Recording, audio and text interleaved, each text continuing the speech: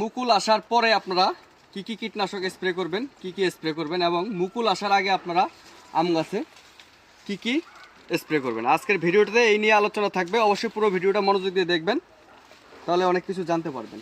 অনেকেরই গাছে অলরেডি মুকুল আসা শুরু হয়ে গেছে, আবার অনেকেরই গাছে এখনও মুকুল আসেনি, সামনে আসবে।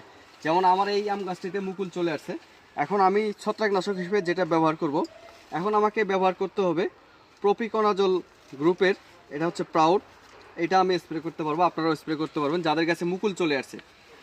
প্রাউড না পেলে আপনারা টিল্ট স্প্রে করতে পারবেন, সেটা তো প্রপিকনাজল রয়েছে। এটা হচ্ছে মুকুল আসার পরে। আর কীটনাশক হিসেবে আপনারা ব্যবহার করবেন রিপকট অথবা হচ্ছে কট। আমার হাতে দেখতে পাচ্ছেন সাইফারমেথ্রিন গ্রুপের, এটা হচ্ছে কট।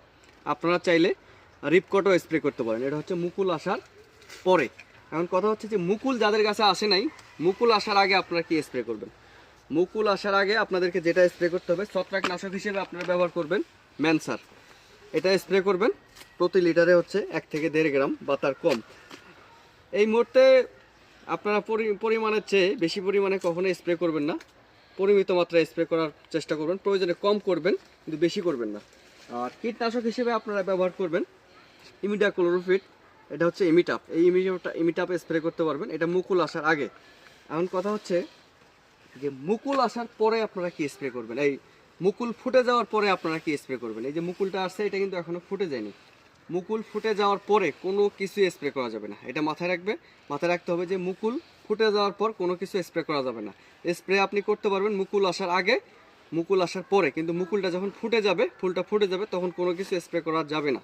অ্যান্ড সর্বশেষ যেটা করণীয়, যখন এই মুকুল ফুটে যাওয়ার পর যখন গুটি হবে, মার্বেল দানা হবে, তখন কি স্প্রে করবেন। মার্বেল দানা হওয়ার পর যদি আপনার গুটি ঝরে যায়, সেই ক্ষেত্রে আপনি কীটনাশক, ছত্রাকনাশক, পুষ্টি উপাদান, চিলেটেড জিঙ্ক, এগুলো আপনি স্প্রে করতে পারবেন। তো আজকের ভিডিওটা এ পর্যন্তই। অবশ্যই মনোযোগ দিয়ে দেখবেন এবং ভালো লাগলে শেয়ার করবেন।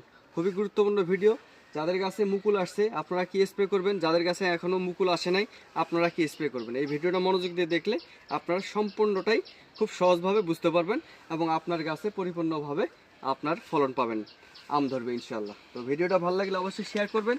আর এই ধরনের উপকারী ভিডিও পেতে অবশ্যই আপনারা আমার আইডিটা ফলো দিয়ে আমার পাশে থাকবেন। আল্লাহ হাফেজ।